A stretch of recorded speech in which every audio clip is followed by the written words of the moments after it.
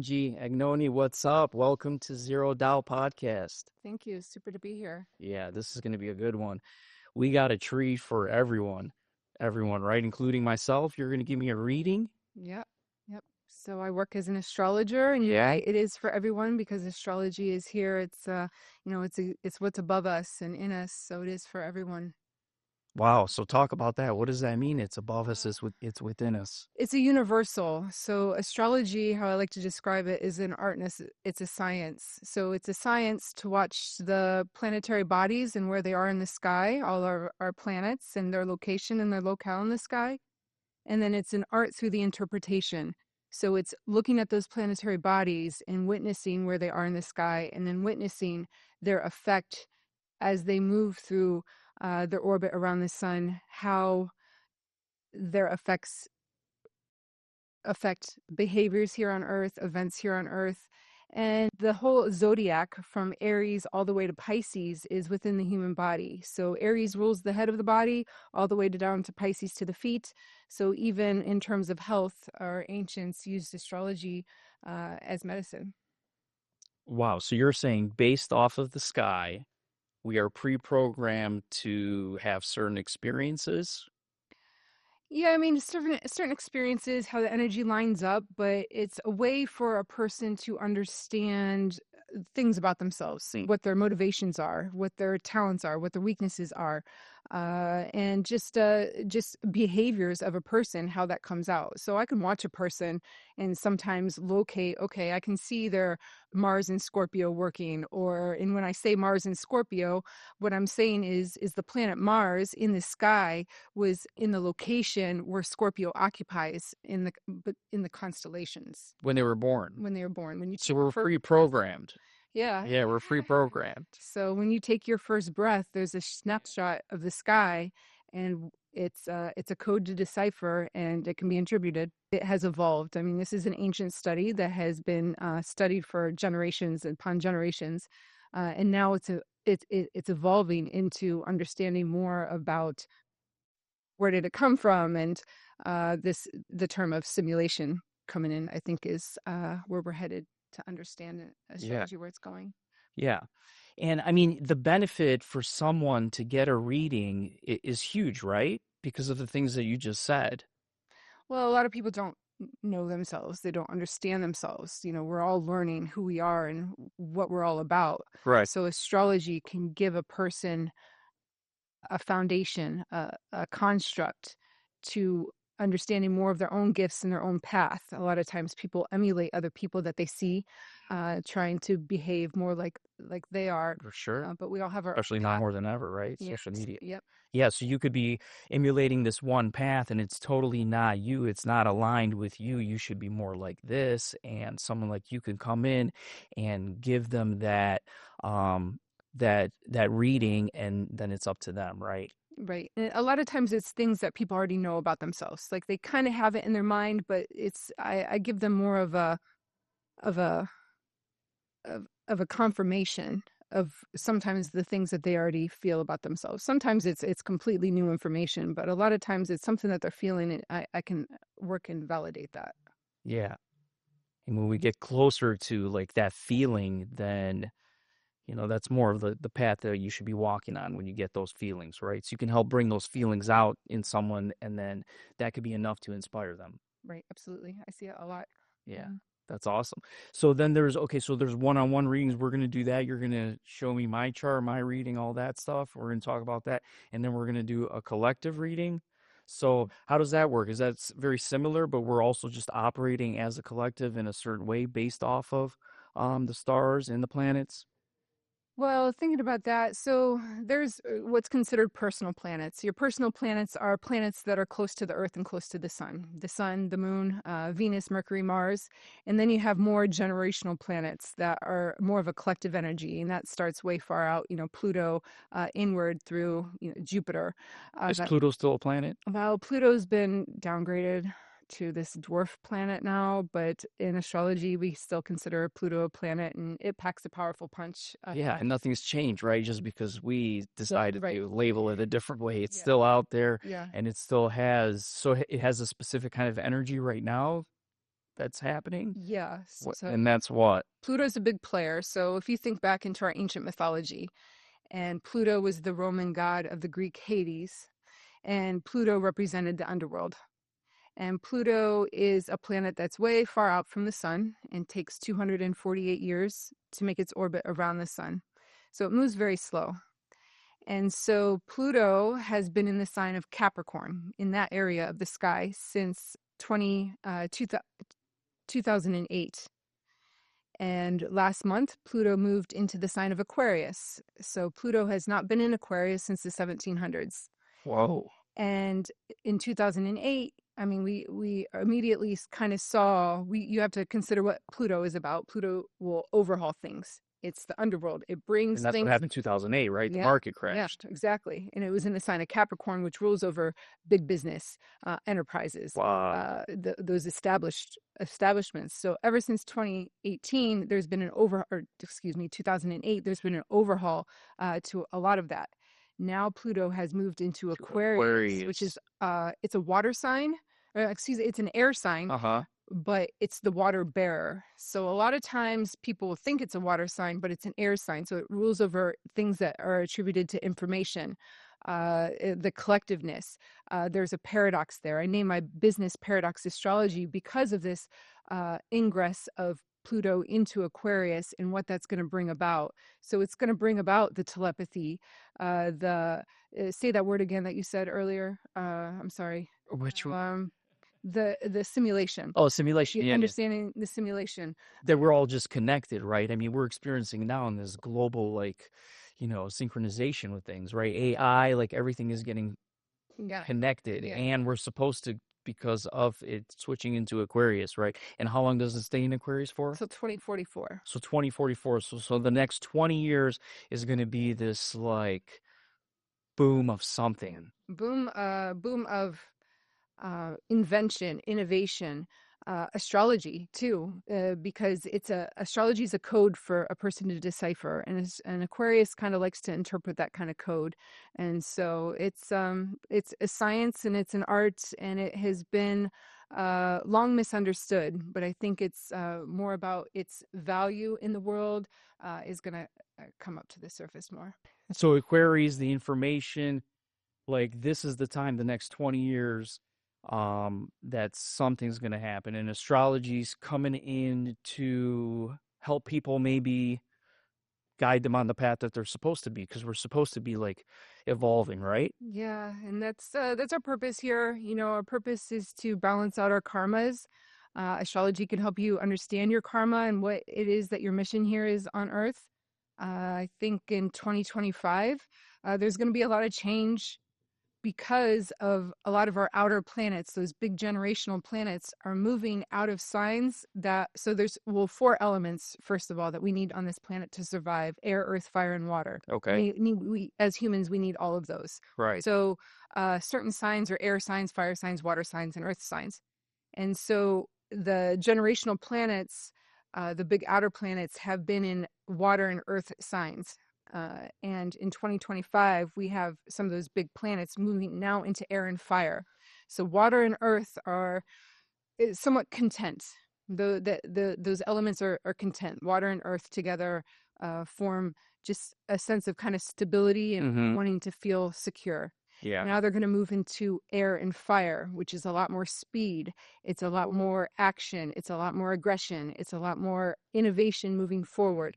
So when you have these planet change signs, there's the change in the narrative. There's the Yeah. change in the stories. Also, one other thing is, you know, this year we've been in the year of the dragon, and we're going to be moving into that. So that's with the Chinese zodiac.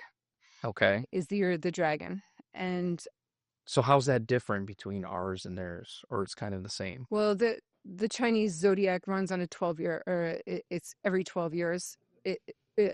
One sign is 1 year, whereas One we have one sign that's one 1 month. month. So the whole year is set to be one sign. Got it. It works with the planet Jupiter, which is in one sign for a year. That's what Mhm. their zodiac emulates. So in the year of the dragon, if you think about what a dragon represents, is those four elements: air, earth, fire, and water. They can walk on land, they can swim in the water, they can fly in the air, and they breathe fire. So we have had this ability with the mystical dragon year to kind of walk through this year and start to pick up those elements that we need so we can have, the harmony around us. Okay. I can learn more emotional intelligence if I need it. I can learn the practical resources of how to work with money, for instance, with the earth element. I can rely on my passion for the fire, or I can work with communication for the air. This year has allowed us to pick up some of those elements. Now we're going to be moving into the year of the snake, which this doesn't happen at the beginning of 2025, right at the beginning, but it happens The year of the snake. Yeah, and believe it or not, there was a snake in the gym. Whoa. Yeah. How long ago? The one I got? Yeah. What was that, like 3 months ago? Well, I picked it up. 3 months ago. Yeah. It was like summer. I mean, we had the doors open here everywhere, and then Amir saw it. It might have been after a podcast. It was like right there. Little baby snake. So the year of the snake. What does that mean? It's coming already. The year of the snake. Well, snakes are snake people born of the snake year are very intriguing. They're captivating. They're very intelligent and deep thinkers and deep processors. But collectively, as we're all going to be experiencing the year of the snake, it's about shedding skin and renewal and rebirth. So as we're going through this change, we're going to go through change of letting go of parts of ourselves. Yeah, layers, right? And parts of ourselves. Yeah, and that's not always easy. Yeah, but you always come out. What is a snake when it sheds its layers, right? Yeah. It comes out bigger, stronger, faster. That's right. Yeah, that's exciting. Wow. This all just, yeah, it just makes sense where we're going. It does. Okay. So you're going to give me my reading, which I'll be honest, you already gave it to me once, and it was very, very emotional. It hit on so many chords. I wish that I recorded it, but we didn't, and now we're doing it again, and we are recording it. So, because I feel like I did miss a lot. It's a lot, right? So, Yeah, I mean, it's I like to say it's a person's artichoke, because there are so many layers there, and you peel back to the layers to find what's most important, and that's the heart. So we're going to go, and I'll do a generalization of the current transits, meaning where the planets are today, so they can see how the chart is constructed. And then we'll take a look at your chart and just go over a few highlights. Okay. Sound good? Sounds good. Yeah, let's do the highlights. Okay, so we're here today as we're recording this podcast. We're here on December 12th, 2024 at 12:52 p.m. in Independence, Ohio. And so what you're looking at right now is the map of the sky. And this is the horizon line right through here. Planets rise in the east, and they come over and they set in the west. So if you can see this right here is the planet Neptune, actually, that is going to be rising. It's just down below the horizon. And in a few minutes, it's just going to pop up and be out into our northern hemisphere sky. Wow. So you go outside and you look up, and you're going to see the sun. Okay. So, right, because we're at the, 12 o'clock hour, Yeah. You go outside, the sun is at the top of the sky. And it's out. Yes. In November or December, it's We'll take it. not too cloudy. Yeah. So the sun is giving me a location right now. It's telling me that the sun is at the 21st degree of Sagittarius. So when I take a 360-degree circle and I divide it by 12 signs of the zodiac, I get 30 degrees for each sign. So today the sun is at the 21st degree of Sagittarius. Tomorrow it's going to be at the 22nd degree of Sagittarius. And then in 8 days, we're going to start the season of Capricorn with the winter solstice for the next 30 days. Mm-hmm. So the big three in astrology is where the sun's located, where the moon is located, and what's rising in the east. So if I had a clear view of the eastern horizon right now, I would see this area of Pisces coming up above the horizon, that area, the constellation coming up above the horizon. And this degree moves every 4 minutes. So having your exact birth time matters, because when you grow deeper into this chart, sometimes 1 degree here could mean 1 year of your life in terms of when you're looking at terms of timing. So I'm going to just move this ahead quickly, and we can watch really quick. This Neptune's going to rise, and we can watch when the sun sets tonight. All right. So here we go.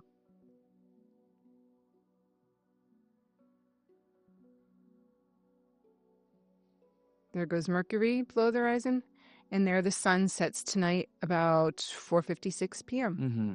So when a person takes their first breath, this chart stops, and this can be your roadmap and to your individual pathway in this lifetime. So, Jeremy, let's go ahead and For like your greatest experience?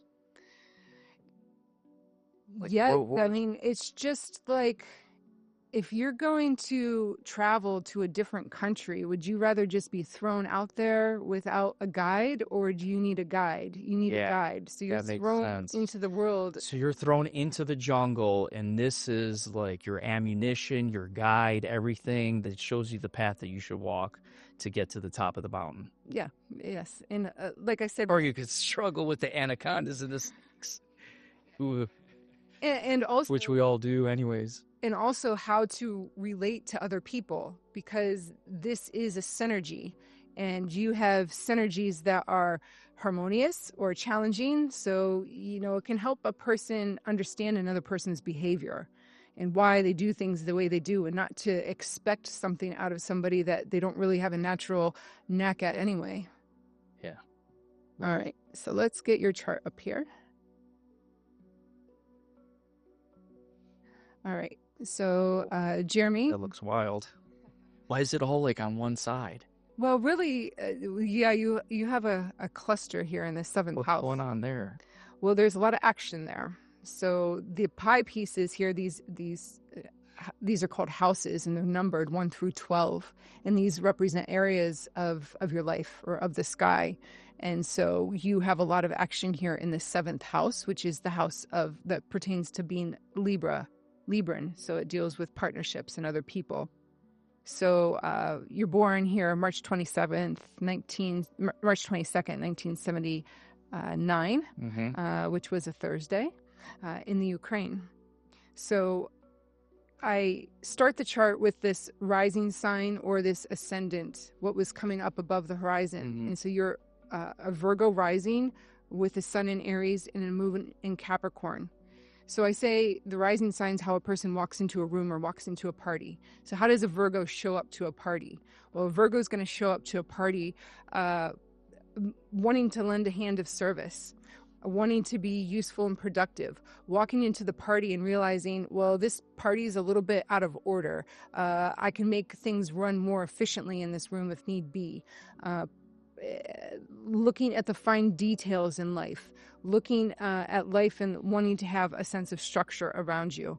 And so every sign of the zodiac has a planet that's associated with it. So Mercury is the planet that's associated with Virgo. So what kind of party do you want to go to? Well, we find Mercury over here in this 7th house of dealing with others.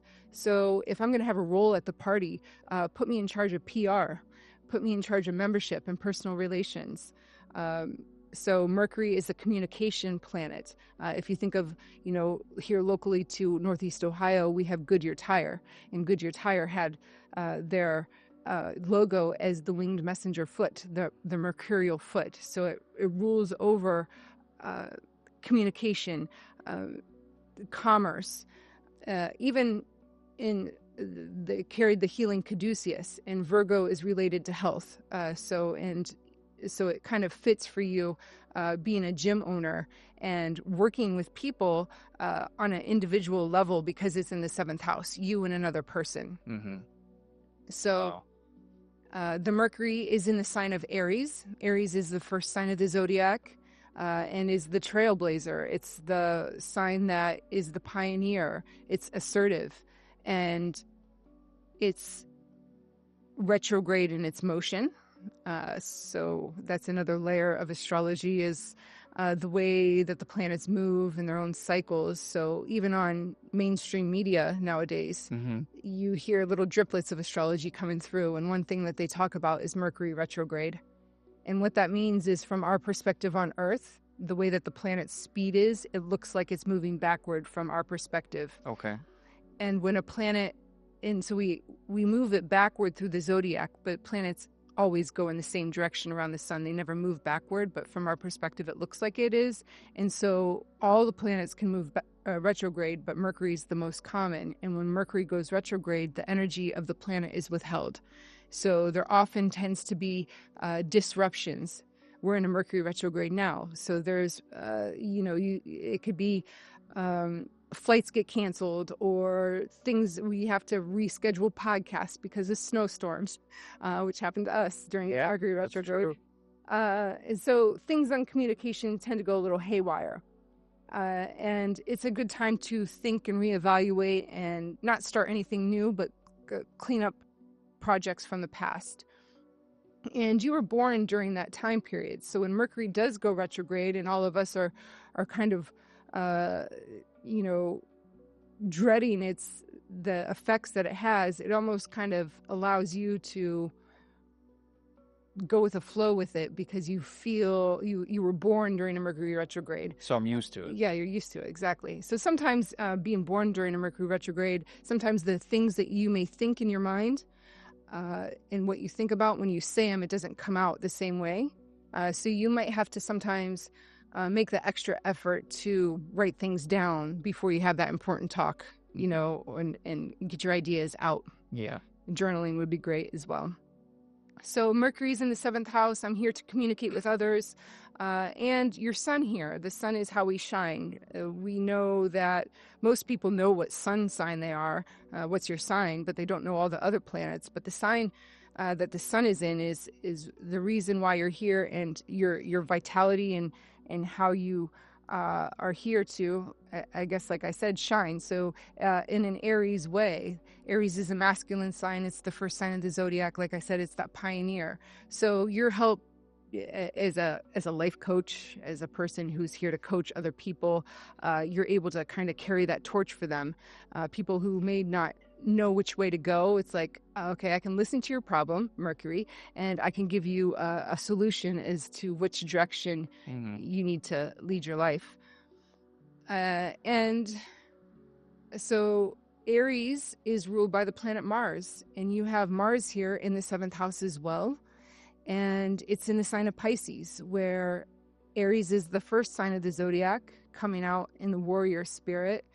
Pisces is the last sign of the zodiac, which represents this compassionate side, this side that is a bit more spiritual. And when you combine those two words of the Aries with the Pisces, is where you get that term, the spiritual gangster. So here, Jeremy, you are leading this podcast, this business, in order to find this sense of being able to lead people toward their own spiritual discovery. So it's a path that probably has had its highs and lows, as we all do. And Pisces is a sign that the low vibration can escape into ways that are less positive, as far as just any low vibrational way of escaping.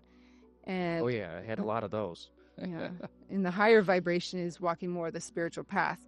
The other thing that's interesting about that is, like, a lot of your planets, when we look at this, is reading the code and how things move from one place to another, and you follow it along. A lot comes back to this Mars in Pisces, being that spiritual gangster, but it's with the south node here. So this guy right here is not a planet.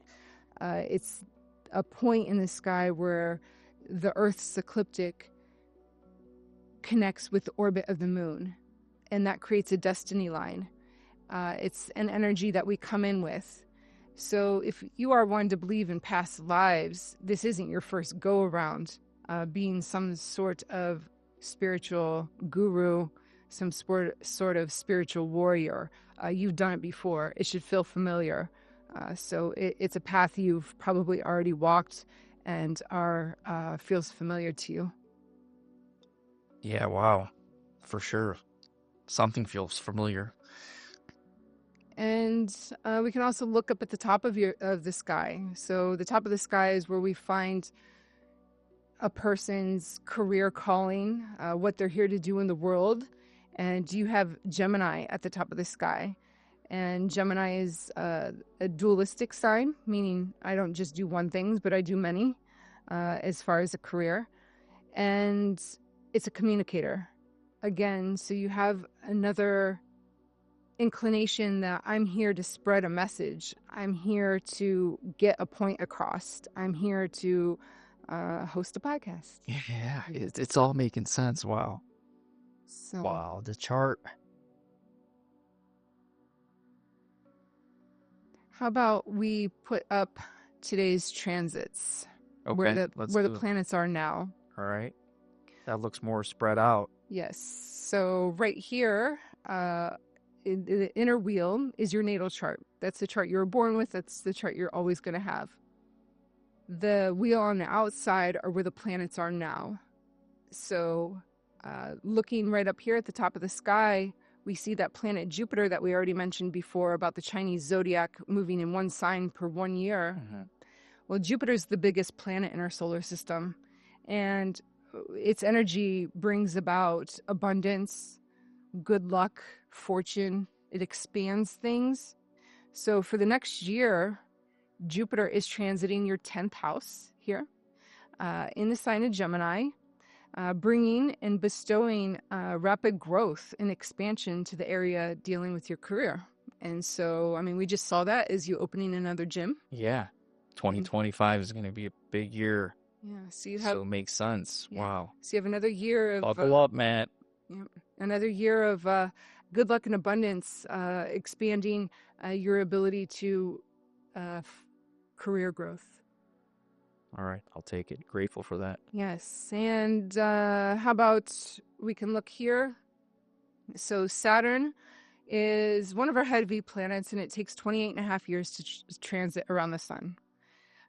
So when a person is about 28, 29, 30, and you can think about it, and everybody listening and watching here today can think about what's going to happen or what has happened when they turn that age. But that's when these planets, when this planet makes its entire way around the chart or around the sun, and that brings a sense of maturity in calling a human an adult at that time.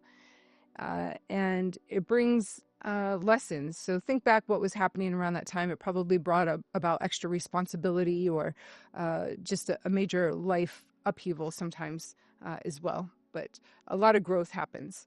So when you were born, Saturn was over here. It just rose in the eastern horizon as you took your first breath. And it has traveled around all the way around once. And now it has popped up. And even though when we looked at this chart earlier and we watched the planets move this way, once the chart is stationary, the planets then move forward in the zodiac this way. So it's kind of like the inner workings of a clock. Different dials going different ways. So Saturn now, your descendant was 12 degrees of Pisces. Right now, Saturn is at 13 degrees of Pisces. So for the next 2.5 years or so, Saturn is going to be transiting your 7th house, and it's going to be moving over a lot of these planets that you have there in the 7th house. And Saturn is a planet that is calling for structure, responsibility. The thing that I saw with that, what I thought was, is you're going to be becoming more like you might be going through your own. Let me think of the word, because I like your own training. It's going to be a training for you of spiritual growth. Yeah, I feel like I'm going like through a boot camp. Yeah. Of and also, but it might bring somebody in who's going to facilitate that. So you might be working under somebody, like you find your guru, and it might not be an easy guru. They're going to put you to a test. They're going to put you to a challenge coming forward in these next few years. Okay, I guess I'll buckle up. And earlier I mentioned about how some of our outer planets are going to be moving into fire and air signs.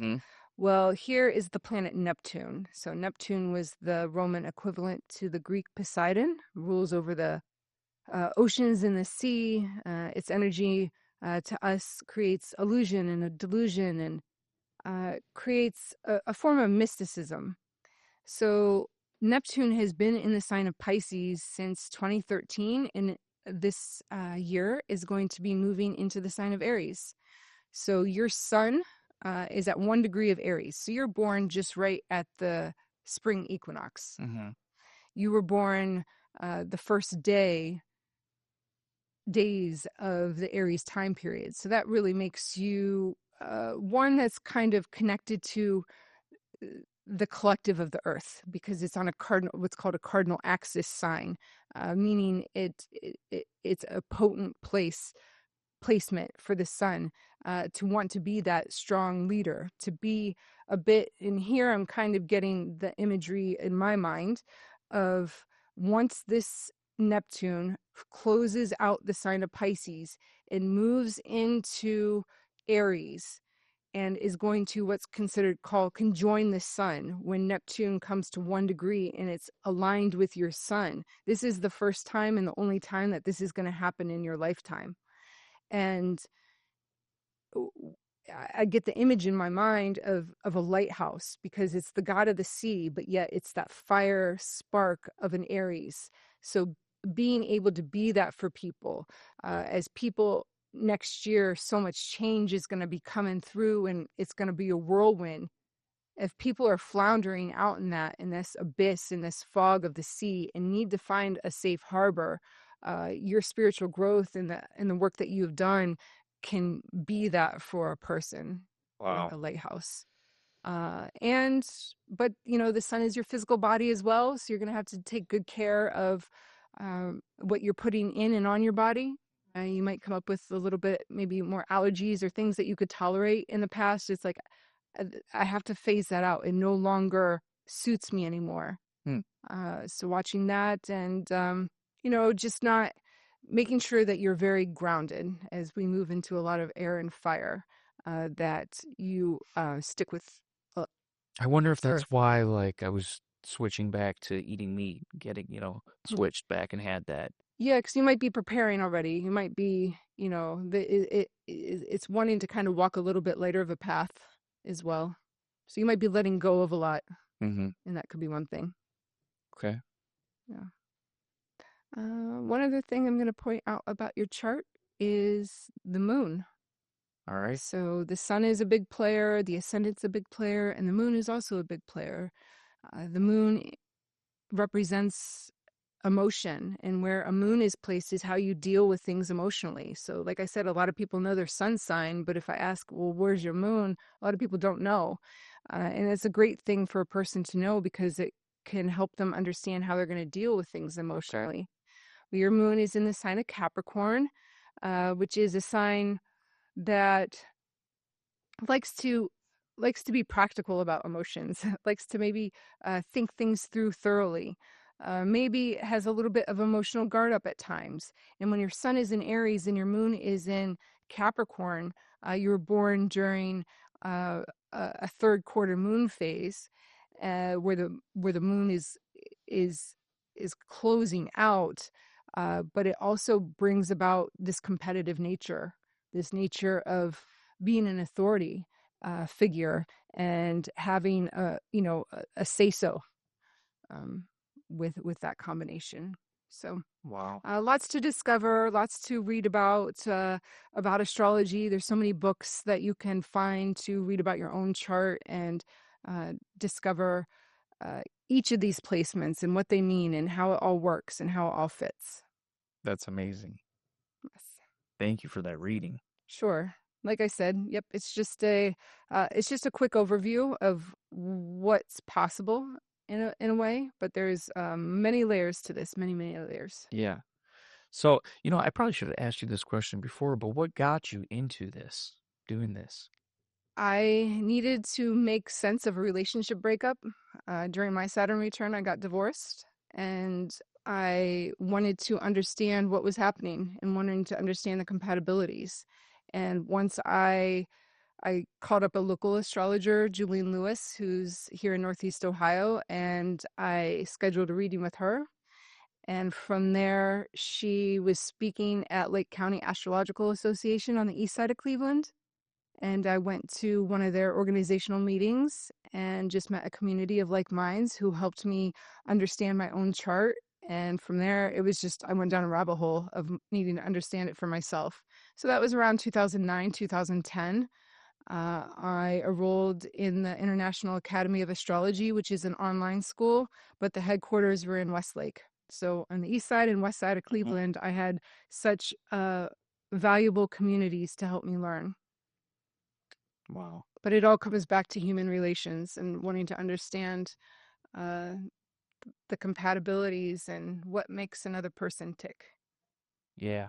So true. I mean, everything that you said there about me hit right on the spot. So why not get a blueprint, right? Yeah. Yeah. So are we going to do one for the collective as well? So I guess it's to say this is where the planets are now. Pluto here is at the 0 degree mark of Aquarius, like we mentioned, the overhaul of technology that's coming forth. Saturn and Neptune are going to be moving into Aries, which is going to well, let's just say the last time that Neptune was in Aries was in the late 1800s, mid to late 1800s during the Civil War. At that same time, the planet Uranus, was in the sign of Gemini, which that's where it's leading to. So knowing that the last time these placements were met was during the time of the Civil War, we can see how history can repeat itself, and we can either go in that direction or not. But there's probably going to be, these uprisings and civil unrest and things coming for the future. Yeah. There could definitely be some sort of big shift happening that's going to cause some sort of battle, right? Right. Wow. So I'll move this forward into months here, and you can watch how these planets are going to eventually. Oh no, I'm in 2027. What's happening in 2027? I heard that was a big year and it looked like something wild's happening over there. I haven't looked that far ahead. Oh, Let's see. Uh, our eclipses are going to be taking place in the signs of Aquarius and Leo. So where the eclipses are is the backdrop of everything that's happening in the world. So it's putting our leadership on display again. Uh, eclipses repeat themselves every 19 years. So the eclipses that have been happening this year, we can go back to 2005 into okay. 2006.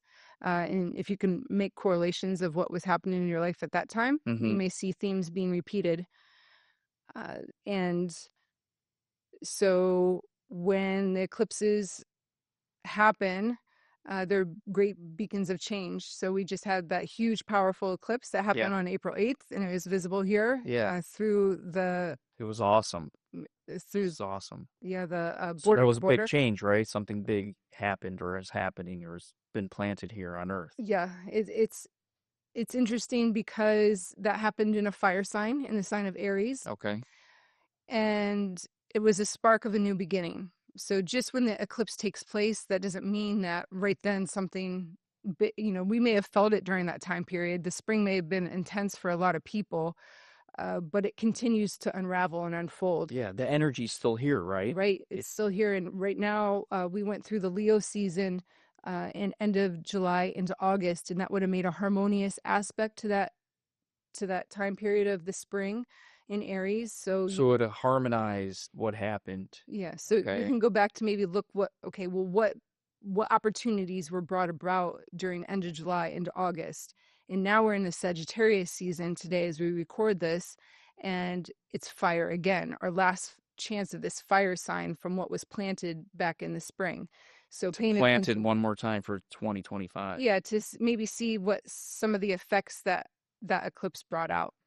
But now we're going to be then moving into the time of Capricorn season. So Aries starts the spring and Capricorn starts the winter. So it's a little bit of a tension point. This is when we get into Capricorn season, it could be a time period where Maybe there's just people are a little bit more aggressive uh, because it's a cardinal sign. It, Mhm. it tends to act. So it's, I mean, there's a lot going on. yeah, definitely. But I mean, yeah, this is all good stuff. This is all good stuff. I think hearing this information allows you to plan, make better choices, and kind of decide um, how you want to live out your life, right? Yeah, it helps you to be patient, know when to be patient, know when to act. Uh, it gives you a guide to follow, Gives you a guide to follow. and there's just so much to learn about it, and it's very valuable. Yeah. Okay, so how do people find you? How do people get a reading? What else do you do? My website is paradoxastrology.com. I read based on numerology, astrology, and I can read tarot as well. So any of those are available. I am on the board for Lake County Astrological Association on the east side of Cleveland. So we have a group of over 100 members where if you are interested in learning more about astrology, that could be also a place for you to find a community of like minds. I'm part of Cleveland Entertainers, so I can show up at your corporate or personal event and read a little bit of tarot cards for you or your party. And also am the co-leader of a group called Ready to Thrive, which was part of the Cleveland Rising Summit that took place in 2019, wanting to build a new structure for education for our kids. So bringing about the kids being able to learn more life skills in their education. So as part of our civilization and our collective is crumbling, a lot that we're seeing is falling away. The other part is being rebuilt. So It's true, if right? yeah, if people need to get out of any kind of slump, it's good to just get into your creativity somehow. Pick up a paintbrush, pick up a pen, pick up a anything that you Yeah, can do to get in that creative energy. And I think that's important for kids to know as well. that's a great tip. That's so true. That's so true. Well, Angie, thank you so much for coming on. This was awesome. Thank you for the reading and thank you for the collective reading and all the information. And thank you so much for coming on. Thanks for having me, Jeremy. All right. Thanks. See you guys. Bye.